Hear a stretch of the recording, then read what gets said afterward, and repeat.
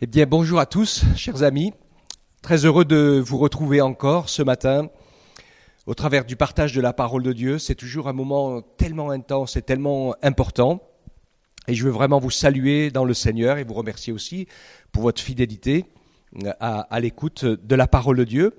Alors, ce matin, je suis un peu dans une situation particulière puisque nous avons reçu un invité dimanche dernier à l'église évangélique de Guéret, et dont la situation et la position sociale ne lui permet pas trop d'être filmé ou enregistré.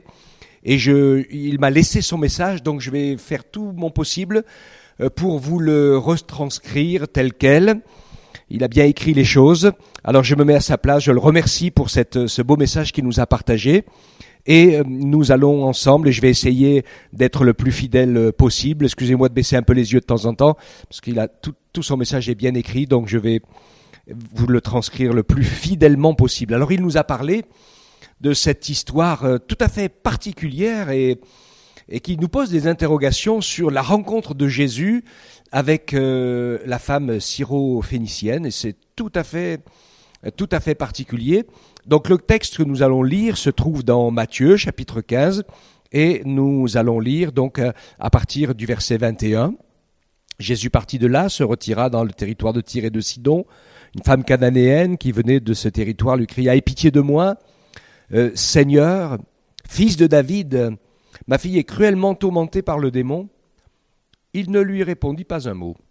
Ses disciples s'approchèrent et lui demandèrent « Renvoie-la, car elle crie derrière nous. » Il répondit « Je n'ai été envoyé qu'aux brebis perdues de la maison d'Israël. » Mais elle vint se prosterner devant lui en disant « Seigneur, viens à mon secours. » Il répondit « Il n'est pas bien de prendre le pain des enfants et de le jeter aux petits chiens. »« Oui, Seigneur, dit-elle, mais les petits chiens mangent les miettes qui tombent de la table de leur maître. » Alors Jésus lui dit « Ô femme, ta foi est grande, qu'il te soit fait comme tu le veux. » Et à l'heure même, sa fille fut guérie. Amen. L'attitude de Jésus envers cette personne est assez déconcertante. Le message qui est transmis ce matin et que je vous transmets de la part de notre cher frère, son titre c'est « Les voies de Dieu vont nous conduire pour nous faire grandir dans la foi ».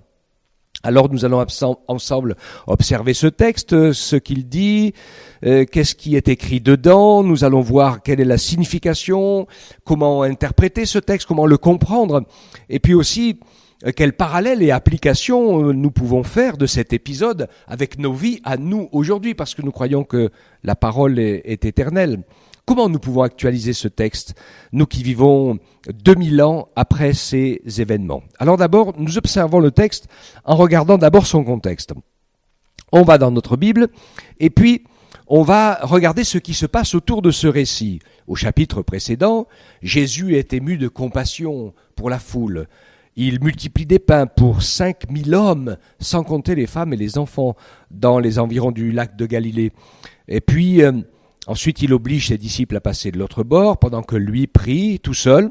Et Jésus les rejoint en marchant sur les eaux. Quand la barque accoste, nous lisons dans la parole au chapitre 14 de Matthieu, verset 34, qu'après traverser la mer, eh bien, en arrivant dans ce pays, Jésus passe et il ne passe pas inaperçu parce que on lui emmène tous les malades. Tous ceux qui le touchent sont guéris. Remarquez bien, tous ceux qui le touchent sans exception.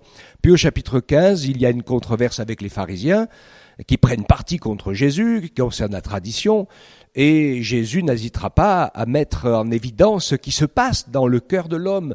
Et c'est souvent comme ça d'ailleurs. Il leur dit, ce peuple m'honore des lèvres, mais son cœur est éloigné de moi.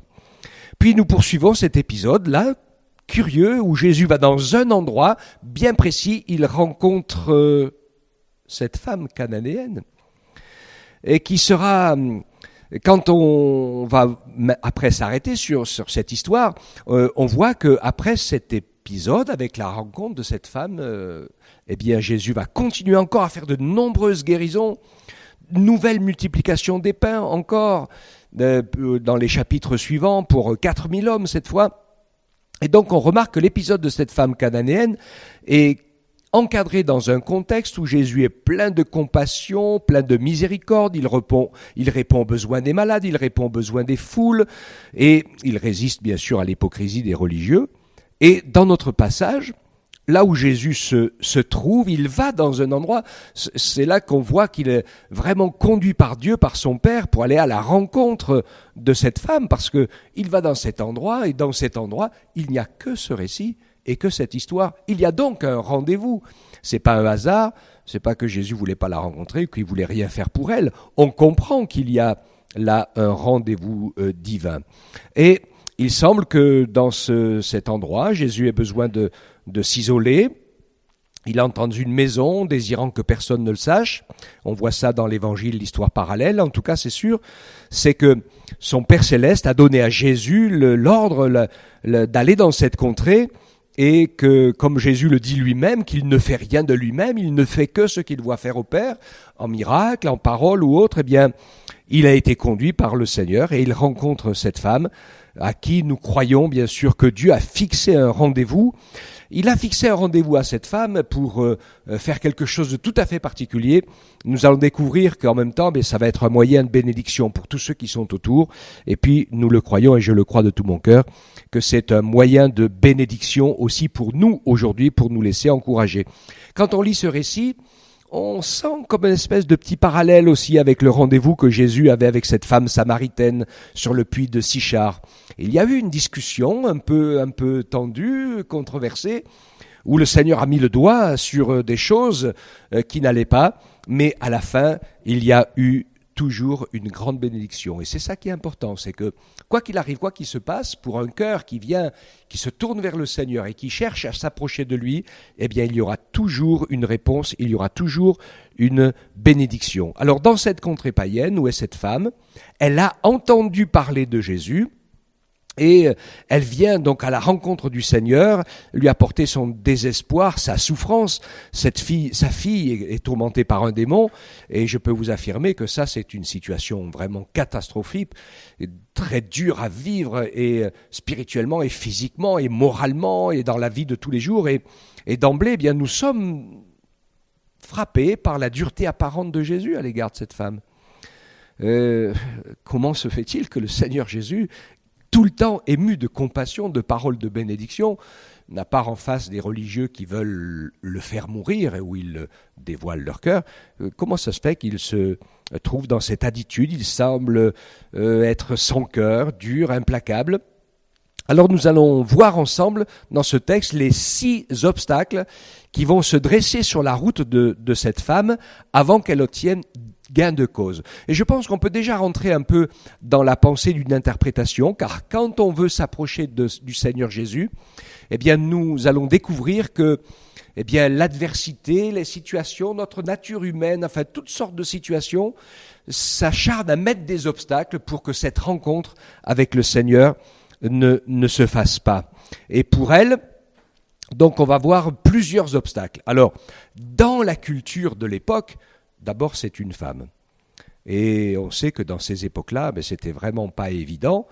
Mais je vous ai parlé de la femme samaritaine, on voit que Jésus a parlé il faisait pas de différence. Jésus ne faisait aucune différence entre les hommes et les femmes. Mais à cette époque-là, eh bien, elle n'avait vraiment pas le droit de s'approcher des autres hommes, encore moins des sages et des religieux et des enseignants. Elles étaient vraiment, la plupart du temps, tenues de côté. En plus, nous découvrons que cette femme est toute seule avec sa fille. Donc, où est le mari? Peut-être elle n'en avait pas. C'était une vie bien compliquée, une femme sans défense, qui est ainsi vulnérable face à la vie. Donc il y a déjà un obstacle important. Le deuxième obstacle important, c'est que c'est une femme cananéenne, syrophénicienne, et les Cananéens qui étaient les anciens habitants du pays d'Israël, et qui avaient été voués à la destruction à cause de leur idolâtrie, à cause des péchés. Ils offraient leurs enfants en sacrifice, ils les faisaient brûler pour leur Dieu. Dieu a supporté ça pendant des siècles, et puis à un moment donné, il avait déjà dit à Israël au début qu'à un moment donné, il serait obligé de les arrêter, parce qu'il pouvait plus, c'était plus supportable de faire une telle souffrance, de tels péchés. Donc il y avait une malédiction sur ce peuple qui était complètement ennemi du peuple de Dieu. Alors c'est encore un très très gros obstacle. En plus, cette femme donc à une fille qui n'est pas seulement malade de maladie ou de paralysie ou qui a une jambe cassée ou quelque chose comme ça, mais elle est cruellement, méchamment tourmentée par un démon et c'est pas une grippe, hein. C'est quelque chose de sérieux, de grave et de très très très difficile à vivre. 4e obstacle. Elle crie « Seigneur, fils de David, aie pitié de moi ». Jésus ne lui répond pas un mot, comme s'il ne l'avait pas vu, comme s'il ne l'avait pas entendu. On sait que ce n'est pas son habitude quand quelqu'un vient à lui et qu'il est dans le besoin, mais là, c'est ce qu'il fait. Alors, certains ont considéré qu'il y avait un obstacle supplémentaire du fait que les disciples aussi se sont mis à intervenir en disant « mais renvoie-la ». Après, c'est vrai que le mot « renvoyer », il peut avoir les deux sens, il peut dire renvoie-la parce qu'elle nous embête, ou ça veut dire aussi bénis-la pour qu'elle reparte et qu'elle nous laisse tranquille. Renvoie-la, bénis et délivré. Donc là, on ne peut pas savoir si c'est vraiment un obstacle ou autre. Relâche-la, c'est le sens aussi du mot. Alors, l'idée serait que les disciples lui disent, eh bien, accorde-lui ce qu'elle demande pour qu'elle parte. Et voilà. Et Jésus donc répond encore une autre situation. Il dit, mais je n'ai été envoyé qu'aux brebis perdues de la maison d'Israël. En tout cas, les disciples auraient bien voulu que cette perturbation sonore de cette femme qui crie derrière s'arrête au plus vite possible. Le 5e obstacle, suite à l'intervention des disciples, eh bien, le Seigneur lui oppose un refus. Il dit à cette femme, « Je n'ai été envoyé qu'aux brebis perdues de la maison d'Israël ». Il est vrai que quelques chapitres plus tôt, lorsque le Seigneur avait envoyé ses disciples en mission, il leur avait dit « N'allez pas vers les païens et n'entrez pas dans les villes des Samaritains, allez plutôt vers les brebis perdues de la maison d'Israël. » Mais cela n'avait pas empêché Jésus de répondre à la foi du centurion romain, qui était un païen, et puis de ce que plusieurs autres situations comme ça soient débloquées. Mais pourquoi donc pourquoi cette situation-là, en face de cette femme désespérée? Puis, dernier obstacle, eh bien, c'est que après que la femme lui ait dit « Seigneur, secours-moi », Jésus lui fait une réponse déstabilisante, une réponse qui est même dure, qui est comme une espèce de rejet. Il lui dit « Mais il n'est pas bien de prendre le pain des enfants et puis de le jeter aux petits chiens ». Donc, cette assimilation de cette femme à un petit chien, ouf, je pense que ça a dû être très très dur à avaler, et c'était un terme méprisant que les Juifs avaient à l'égard des païens, des gens sans foi ni loi, etc. Et donc c'est vraiment proche, oui, de la provocation, de l'incorrection presque, en tout cas vraiment déconcertant et déroutant. Et cette femme donc qui est confrontée à ces 6 obstacles, dont 3 refus directs de la part de Jésus quant à sa demande de maman qui souffre, eh bien néanmoins, aucun de ces obstacles et refus successifs ne la décourage, et elle va agir, elle va réagir de manière extraordinaire, incroyable, et on va le voir tous ensemble. Elle demande au Seigneur Jésus la pitié, et elle lui dit « Seigneur, aie pitié de moi, fils de David ». C'est difficile de tirer une conclusion, mais cette femme qui avait entendu parler de Jésus, elle l'appelle Seigneur. Donc ça, à l'époque, beaucoup de personnes le faisaient à l'égard de gens beaucoup plus importants qu'eux, donc on les appelait facilement Seigneur. Mais par contre, qu'elle l'appelle fils de David, alors ça c'est une toute autre déclaration, parce qu'en l'appelant fils de David, ça veut dire qu'elle le reconnaît comme Messie, parce que tout le monde savait que le Messie futur que tout le monde attendait, c'était le fils de David. Et cette exclamation que certains Juifs ont eue eux-mêmes, quand il dit tu es le fils de David, eh bien là c'était une affirmation dans le fait qu'on savait, on croyait, on était sûr que Jésus était le Messie, celui qui prononçait ça. Et donc dans cette requête, eh bien elle s'approche, elle sait que Jésus est le Messie, et donc cette femme, c'est là où on va voir l'enseignement, eh bien va manifester une intelligence peu commune dans la foi. En effet, lorsque Jésus lui dit qu'il n'est pas bien de prendre le pain des enfants et de le jeter aux petits chiens, elle prend le Seigneur au mot en acceptant de faire partie des petits chiens, mais en réclamant sa part, elle dit mais les petits chiens, ils ont droit aux miettes. Et elle savait que les miettes de Jésus étaient largement suffisantes pour répondre aux besoins de sa souffrance et surtout la souffrance de sa fille, parce que c'est par amour pour sa fille, et je pense que ça c'est super important aussi, de voir que ce qui a motivé, je pense aussi, cette femme de jamais lâcher prise, c'est que de toute façon, elle voulait que sa fille soit secourue, même si elle était humiliée, contrariée, elle croyait que Jésus était le Messie, et elle voulait à tout prix que sa fille soit secourue, et ça c'est vraiment extraordinaire. Et quand elle répond cela, oui, mais les petits chiens, ils mangent les miettes qui sont sous la table, alors Jésus répond, là, et puis il dit, « Ô femme, que ta foi est grande ». Et on voit la remarque du Seigneur qui, dans une grande émotion, touché par ce qui vient d'être dit, met en évidence la foi de cette femme païenne, étrangère au peuple de Dieu. Et en face de cette foi, bien sûr, le Seigneur va l'exaucer et il va délivrer sa fille. Maintenant que nous avons ensemble observé ce texte, nous allons en comprendre et en tenter de comprendre la signification. Jésus connaît ce qu'il y a dans le cœur de l'homme. Il connaît parfaitement cette femme, c'est sûr. D'ailleurs, on se rappelle ce que j'ai dit au début, c'est que c'est son Père Céleste qui l'envoie vers elle. Il n'y a que cette rencontre dans cet endroit avec cette femme. Il n'y a pas d'autres récits, il n'y a pas d'autres histoires, il n'y a pas d'autres bénédictions, pas d'autres délivrances. Il va dans cet endroit et uniquement dans cet endroit pour cette femme. Et donc, cette première fois où Jésus provoque ses interlocuteurs, c'est surprenant.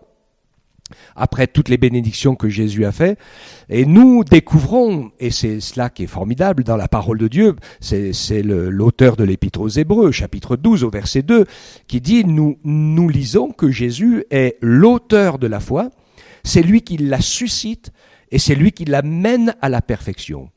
Et ce qu'il nous faut comprendre, c'est que Jésus lit dans notre cœur. Il sait notre niveau de foi.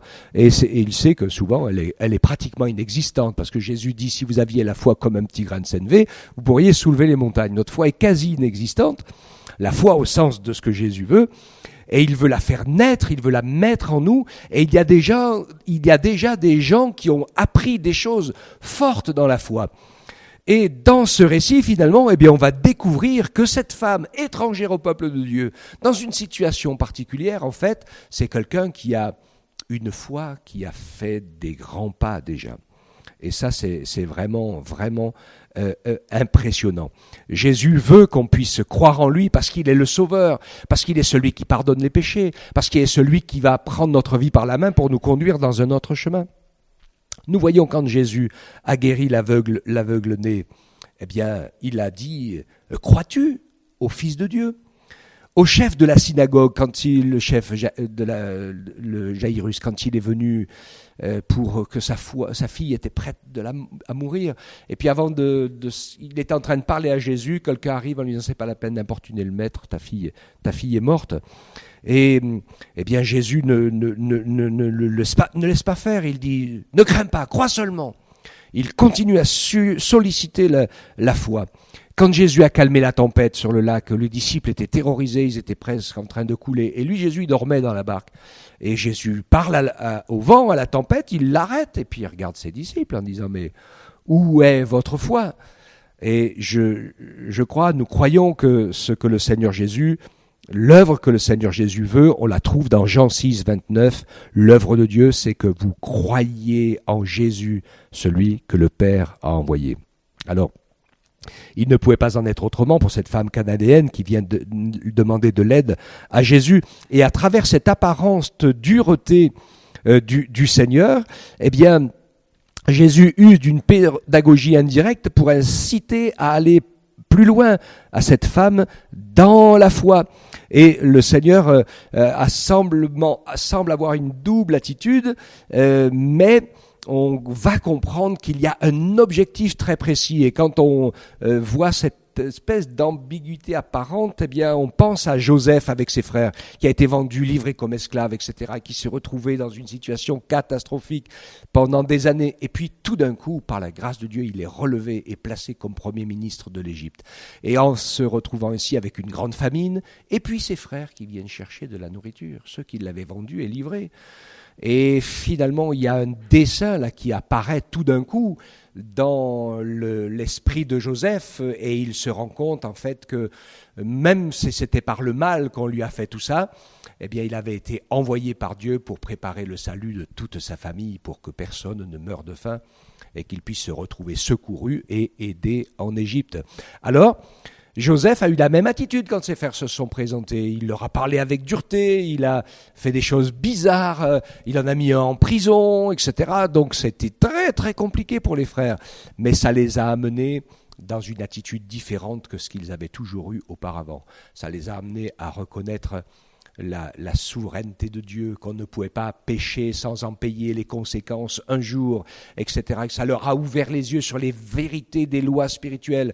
Et puis ça leur a ensuite, quand Joseph s'est révélé à ses frères, parce que Joseph avait une apparente dureté terrible avec eux, et pourtant à plusieurs reprises, il s'est retiré dans une pièce à côté, fermé pour pouvoir pleurer, tellement qu'il était ému de compassion et d'amour pour ses frères dans cette situation particulière. Donc c'était une apparente sévérité, mais au fond, il poursuivait un travail bien précis. Et Jésus fait exactement la même chose avec la femme phénicienne.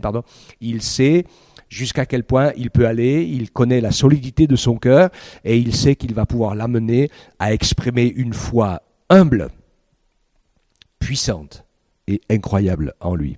Alors, quelles applications nous pouvons faire à nous pour notre vie? Eh bien, nous allons faire plusieurs applications. La première application, c'est que le Seigneur, et nous en sommes tous conscients, ne répond pas toujours de la manière que nous aimerions à nos prières et aux choses que nous souhaitons.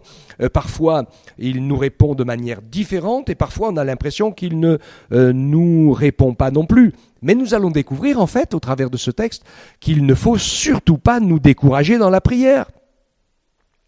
Dieu permet des choses, et ce que Dieu permet, en fait, c'est que cela va nous inciter à aller dans la prière, et dans la prière, Jésus nous invite, il le disait dans Luc chapitre 18, verset 1er, il faut toujours prier, ne jamais se relâcher. Parce que pendant que nous prions, eh bien, un travail se fait, le Saint-Esprit se fait, et c'est dans la prière que eh bien, le Seigneur nous permet de remporter des victoires, le dialogue s'installe, et puis il y a des choses que nous découvrons dans la prière, et puis nous nous mettons à prier autrement, et puis l'exaucement arrive, ou alors le Seigneur nous a montré que c'était pas la bonne prière qu'il fallait faire, et il nous éclaire pour que nous puissions prendre un autre chemin. Toujours est-il qu'il faut que nous puissions reconnaître, comme la femme a reconnu, en disant « Oui, je suis peut-être un petit chien, mais Seigneur, tu vas me donner des miettes. » Je suis impressionné de voir comment des hommes et des femmes, souvent en s'approchant du Seigneur, sont remplis de présomption. On a presque l'impression qu'ils discutent d'égal à égal. Si chacun de nous pouvait voir la gravité de notre péché qui a conduit Jésus à mourir à la croix, et la grandeur, la beauté et la splendeur de la sainteté et de l'amour de Dieu, eh bien on se cacherait sous la terre de honte. Mais en même temps, c'est là où il y a la foi qui fait la différence, de dire « Seigneur, je sais que je ne vaux rien, mais je sais que tu m'aimes plus que ta propre vie et que tu m'as sauvé. » Alléluia, c'est incroyable.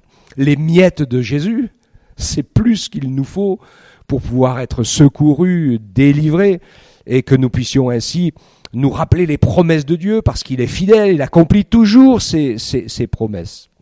Nous voyons dans la parole que les hommes de Dieu, surtout Abraham par exemple, qu'on appelle le père des croyants, est quelqu'un qui fait confiance au Seigneur, et des fois il a des hauts et des bas dans sa vie, mais il fait confiance. Le chemin que le Seigneur lui trace, il le suit. Quand il lui dit « lève-toi, pars », il se lève, il part.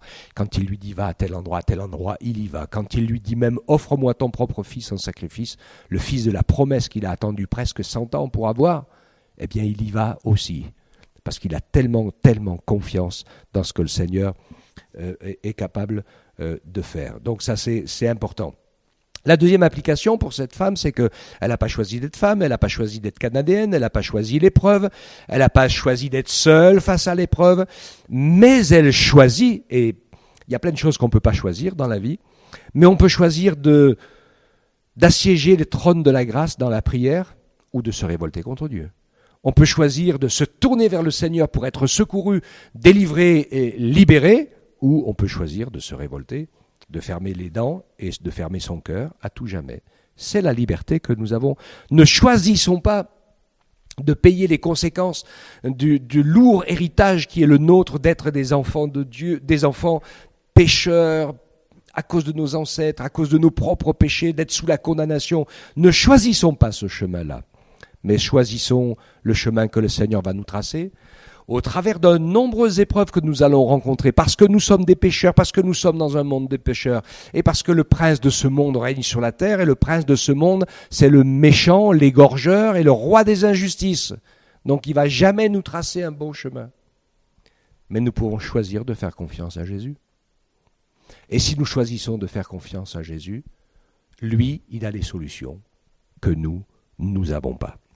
Le frère nous racontait une expérience qu'il a fait avec son épouse à un moment où il était en déplacement très très loin, à l'autre bout de la planète Terre, et où son épouse s'est retrouvée dans une situation grave et critique, et ils ont été obligés de faire confiance au Seigneur ou lors d'abandonner ce qu'il était en train de faire, et puis Dieu les a merveilleusement secourus. Oui, choisissons de faire confiance au Seigneur, parce que les bontés de l'Éternel ne sont pas épuisées, et ses compassions ne sont pas à leur terme.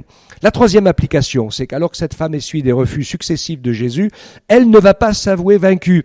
Elle va répondre à de reprises, oui, mais, c'est le mais de la foi, le mais de la persévérance, où je peux dire, oui Seigneur, je ne méritais pas, oui Seigneur, je sais que j'ai plutôt droit à la condamnation qu'autre chose, mais tu as payé pour moi.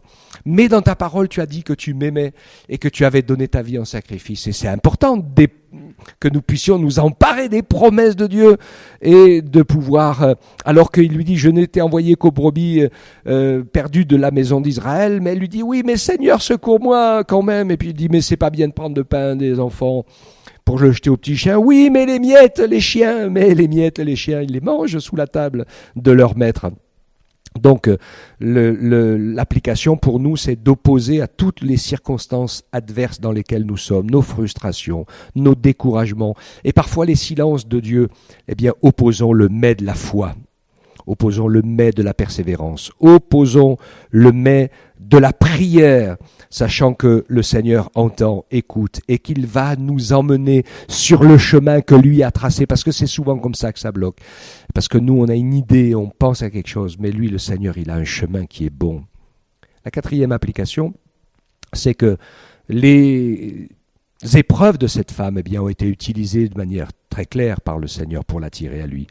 Si elle n'avait pas eu cette fille sous l'emprise du démon, si elle s'était pas retrouvée dans cette situation difficile, eh bien certainement que comme beaucoup d'hommes et de femmes, elle ne se serait jamais approchée de Jésus, elle n'aurait pas eu besoin. Si nous n'avions pas d'épreuves, si nous n'avions pas des situations qui nous ramènent à la réalité spirituelle du drame du péché dans lequel nous sommes, eh bien souvent nous nous en irions comme des innocents à la mort, à la boucherie, c'est ce qui pourrait être dit sans nous en rendre compte. Si nous n'avions pas d'épreuves, nous ne prierions pratiquement pas, nous ne réclamerions pas la sagesse de Dieu, s'il n'y avait pas des situations dans lesquelles nous sommes coincés, inextricables.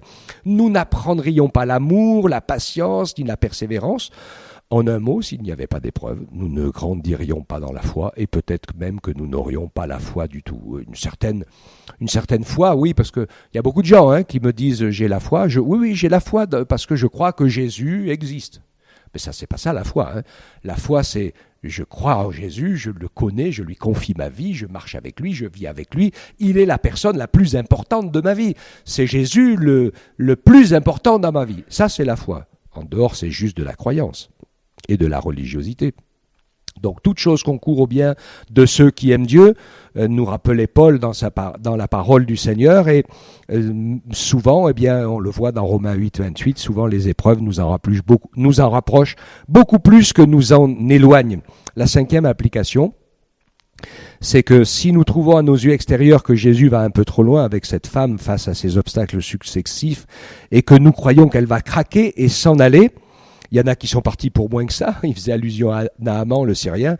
Rien que quand il n'a pas vu le prophète sortir et prier pour lui, il était déjà parti pour rentrer chez lui.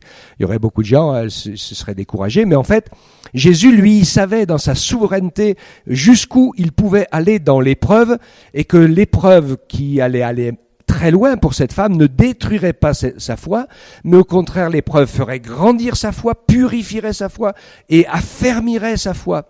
Et le texte est là pour nous le montrer. Ce n'est pas trop, et cette femme va vraiment être affermie au fur et à mesure qu'elle essuie les refus répétés. Elle va s'affermir, s'accrocher, persévérer, trouver des chemins et aller jusqu'au bout, jusqu'à ce qu'elle obtienne ce qu'elle a besoin. Pas ce qu'elle veut, ce qu'elle a besoin. Et la situation dans laquelle elle est, surtout sa fille, est un réel besoin. Alors parfois, nous on se dit, Seigneur, c'est trop pour moi. Mais il nous dit dans sa parole que nous ne serons pas tentés au-delà de nos forces et qu'avec l'épreuve, il nous donnera aussi le moyen d'en sortir pour que nous puissions la supporter. C'est 1 Corinthiens 10-13. Et donc c'est vrai, parfois aussi dans l'épreuve et la difficulté, nous sommes plus forts que ce que nous pensons. Et cela nous apprend à construire le monde spirituel, à vivre par l'esprit, à vivre dans notre âme et pas être des esclaves du corps, enfin la moindre petite coupure et égratignure, à être en train de pleurnicher sur notre misère. Donc en conclusion, cette femme qui avait juste entendu parler de Jésus avait un cœur qui a été très très vite rempli de foi, avec une foi qui l'a conduite à persévérer dans l'épreuve.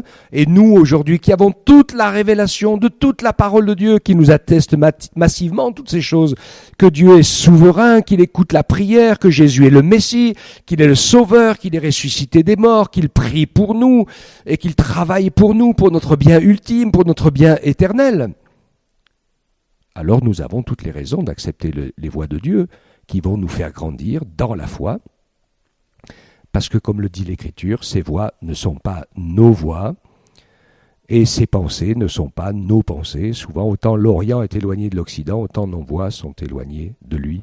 Alors, le Seigneur nous rappelle, au travers de sa parole, et je terminerai en conclusion avec ça, dans l'épître de Pierre, Première épître de Pierre, chapitre 6, verset 7, eh bien, il nous dit que même si l'épreuve, pour un peu de temps, nous attriste, eh bien, ce sera l'épreuve de notre foi qui aura pour résultat la louange, la gloire et l'honneur lorsque Jésus-Christ apparaîtra, au fur et à mesure que notre foi grandit, est épurée, fortifiée. Eh bien, la grâce de Dieu est à l'œuvre et notre marche avec le Seigneur s'affermit et nous sommes bénis nous-mêmes et nous devenons aussi des moyens de bénédiction pour les autres et ça, le Seigneur y tient beaucoup pour que nous soyons toujours reliés aux autres et que nous soyons des moyens de bénédiction pour eux. Et parfois, dans une épreuve que j'aurais triomphé, eh bien, je pourrais encourager quelqu'un qui est dans cette épreuve et qui n'a pas encore réussi à triompher. Et ça sera vraiment un moment de communion fraternelle extraordinaire.